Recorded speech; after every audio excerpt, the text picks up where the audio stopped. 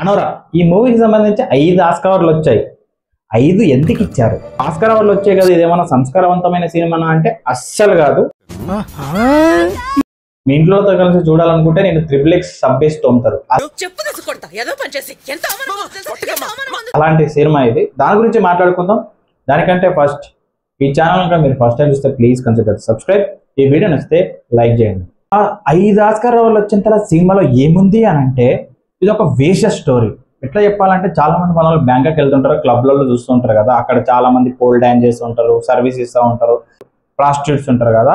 అలాంటి ఒక ప్రాస్టిట్యూట్ స్టోరీయే ఇది. డైలీ వర్క్ చేస్తున్నప్పుడు ఒక రిచ్ కిడ్ వస్తాడు. రిచ్ కిడ్ వచ్చేసి ఆమెకి ఏం చెప్తాడంటే, నువ్వు క్లబ్లోనే ఉంటావా, పబ్లోనే ఉంటావా, నాతో బయటికి వస్తావా అని చెప్పేసి ఆమెను బయటికి తీసుకెళ్తాడు. చాలా లగ్జరియస్ లైఫ్ చూపెడతాడు ఆమెకి. ఏమని చెప్తాడంటే, నువ్వు నా గర్ల్ ఫ్రెండ్గా ఉండు, నేను నిన్ను పెళ్లి చేసుకుంటా అని చెప్తాడు. పెళ్లి చేసుకుంటాడు. నేను ఇంకా వాడు రష్యా నుంచి వచ్చింటాడు. రష్యా నుంచి వచ్చినా కదా, నేను ఇంకా ఈమెను పెళ్లి చేసుకున్నా కదా, నేను అమెరికన్ అయిపోయానని చెప్పేసి చాలా ఆనందపడిపోతారు. ఈ విషయం వాళ్ళ పేరెంట్స్కి తెలుస్తుంది. తెలిసిన తర్వాత ఏమైందని చెప్పేసి చాలా ఎంగేజింగ్ గా తీసాడు డైరెక్టర్. చాలా చాలా రియలిస్టిక్ ఉంటుంది. వాళ్ళ పేరెంట్స్ తెలిసిన తర్వాత సినిమా ఏమైంది అనేది మొత్తం మీరు ఖచ్చితంగా వాచ్ చేయండి, సినిమా తెలుస్తుంది. కాకపోతే ఏంటంటే, ఒక్కరే ఉన్నప్పుడు వాచ్ చేయండి. 4 ఆస్కార్ అవార్డులు వచ్చాయి కదా, ఇదేం సంస్కారవంతమైన సినిమా అనుకుంటే అస్సలు కాదు.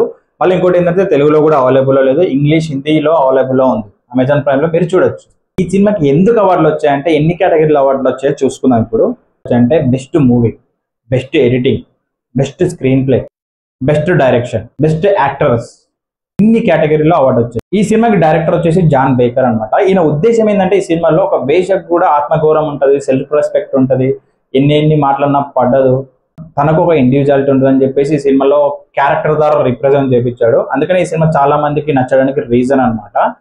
వేష క్యారెక్టర్ ప్లే చేసిన మైకీ మ్యాడిసన్ క్యారెక్టర్ అయితే చాలా చాలా అట్రాక్టింగ్ గా ఉంటుంది, చాలా రియలిస్టిక్ గా ఉంటుంది. నిజమే కదా, ఇదంతా నిజమే కదా అని అనిపిస్తుంది. ఆమె చాలా బాగా రిప్రజెంట్ చేసింది అనమాట వేష క్యారెక్టర్ ని. న్యూడ్ సీన్స్ చేస్తుంది, ఎమోషన్స్ పండిస్తుంది, ఏడిపిస్తుంది, నవ్వుపిస్తుంది, ఇన్ని ఎమోషన్స్ ఉంటాయి అనమాట ఈ క్యారెక్టర్ లో. అన్ని బాగా రిప్రజెంట్ చేసింది. ఓవరాల్ గా చెప్పదలుచుకుంది ఏంటంటే, ఈ సినిమా అయితే నాకు బాగా నచ్చింది. ఈ సినిమా బాగా నచ్చింది కదా అని చెప్పేసి మళ్ళా చెప్తున్నాను, స్ట్రిక్ట్లీ 18+ వాళ్ళు మాత్రమే చూడండి. ఈ సినిమాలో న్యూడ్ కంటెంట్ ఎక్కువ ఉంటుంది. మీరు ఒకవేళ ఫ్యామిలీతో కలిసి చూస్తే కనుక, మీ ఇంట్లో వాళ్ళ XXX సోపుతో మిమ్మల్ని బాగా తోముతారని నేను చెప్తున్నాను. అందుకని మీరు ఇండివిజువల్ గానే ఈ సినిమాని ఎంజాయ్ చేయండి, చూడండి. ఇది నా ఒపీనియన్ ఈ సినిమా గురించి. మీరు ఒకవేళ ఈ సినిమా అనోరా సినిమా చూస్తుంటే మీకేమనిపించింది అని కింద కామెంట్ చేయండి.